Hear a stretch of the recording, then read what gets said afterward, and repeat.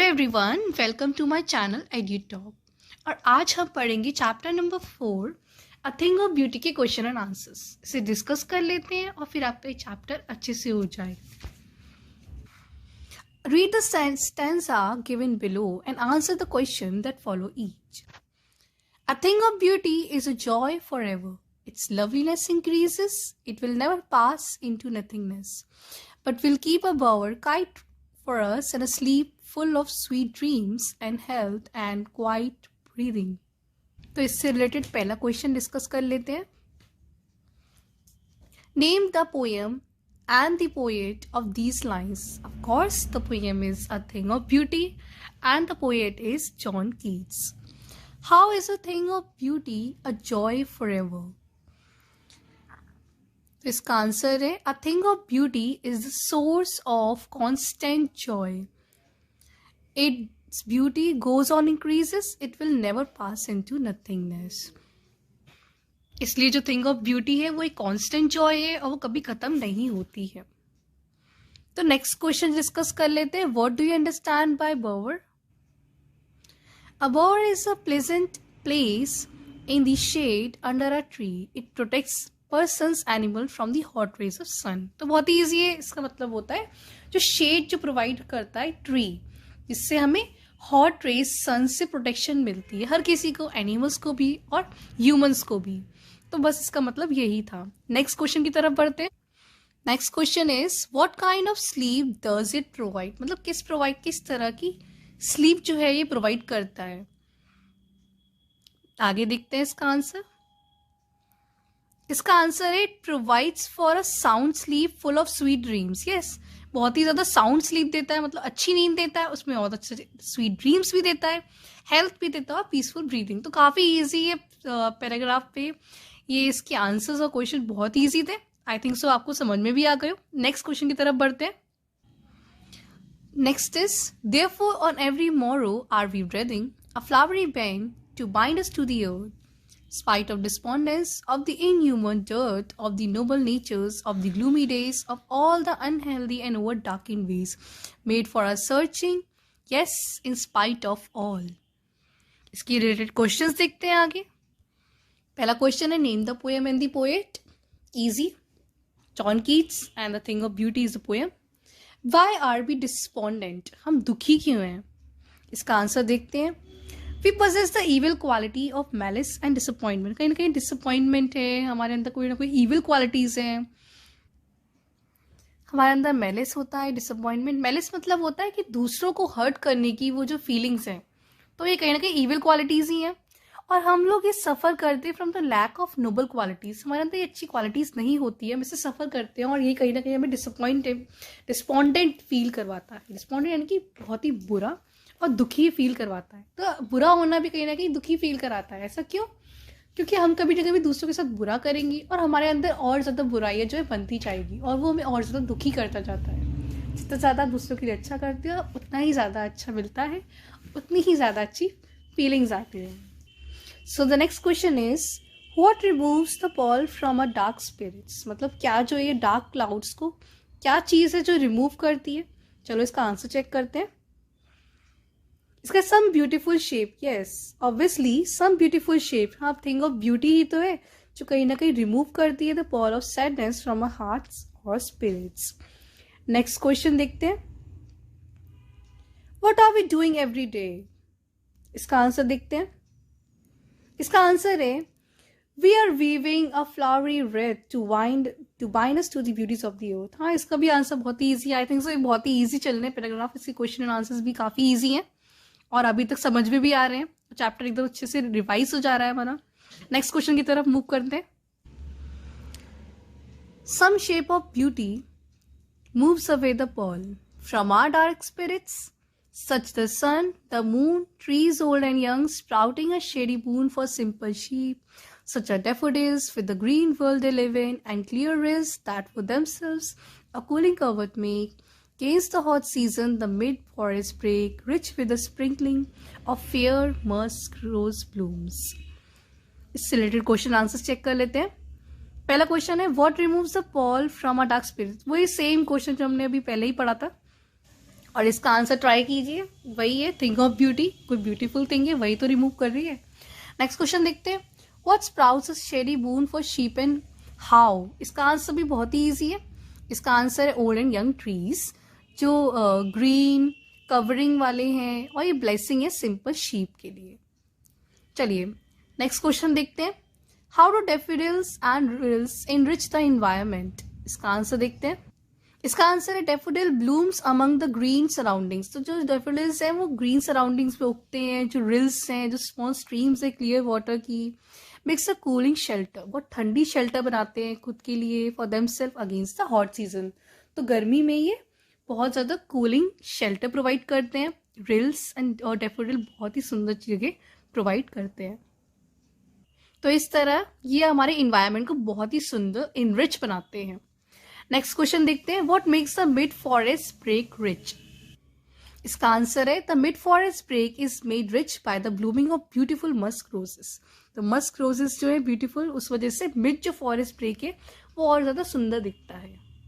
अब इसके थोड़े से इंपॉर्टेंट टेक्स्ट बुक क्वेश्चन देखते हैं।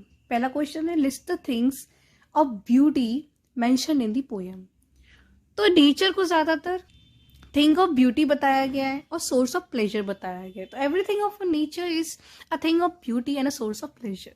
सम of them are the sun, the moon, old and young tree, daffodil, flowers, small stream with clear water, mass of ferns and the blooming musk roses. All of them are things of beauty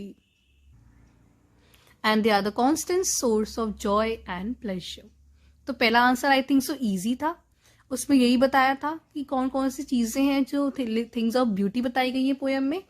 nature को ज़्यादातर mostly thing of beauty बताया गया है इस poem में, sun moon ये सब चीज़ों को बताया गया है। नेक्स्ट क्वेश्चन देख लेते हैं, list the thing that causes the suffering and pain. कौन कौन सी चीज़ें सफरिंग और पेन जो है कॉज करती हैं। जो मोस्टली जो ये चीज़ है, मैलिस है, डिसअपॉइंटमेंट है। मैलिस बताया था दूसरों को हर्ट करने की फीलिंग, भावना, डिसअपॉइंटमेंट कहीं ना कहीं निराशा जो होती है, are the biggest source of suffering. यही कहीं ना कहीं जो है ह्यूमन सफरिंग का एक बिगेस्ट सोर्स है।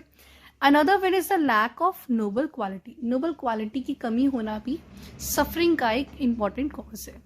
Are unhealthy and evils they also give birth to, और ये सब ट्रबल्स और सफरिंग जो है क्रिएट करते हैं। दे डैम्पन आवर स्पिरिट्स, और स्पिरिट्स को बहुत ज़्यादा जो दुखी फील करवाते हैं।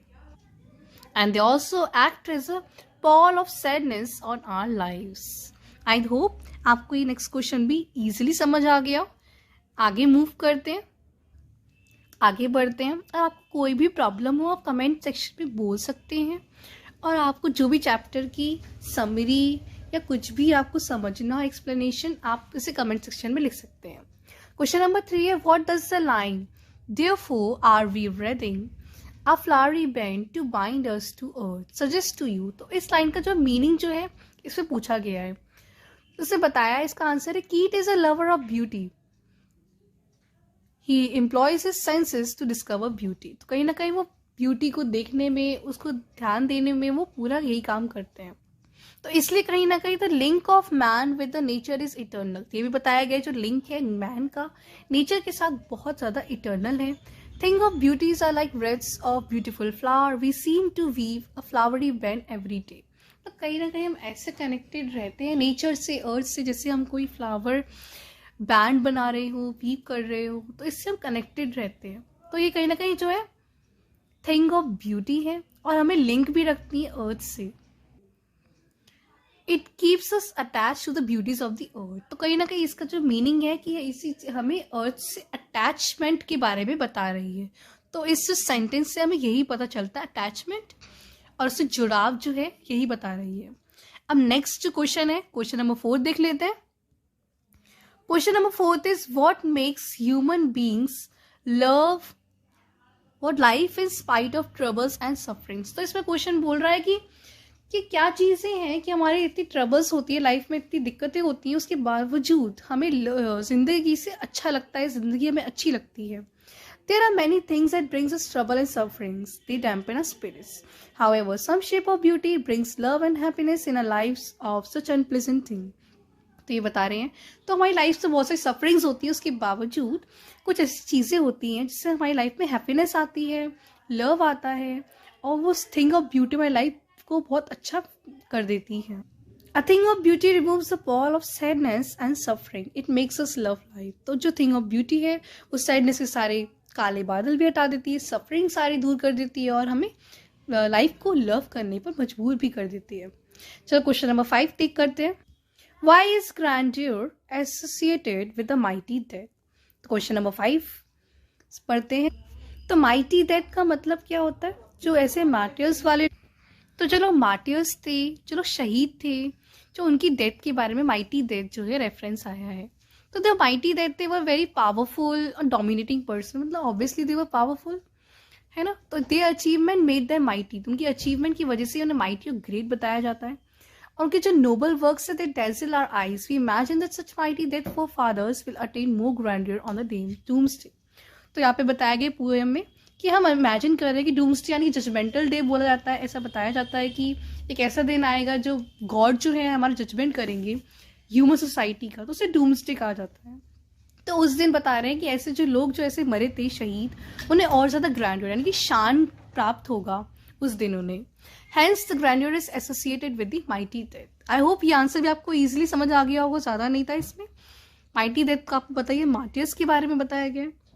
नेक्स्ट क्वेश्चन देख लेते हैं। Question number 6.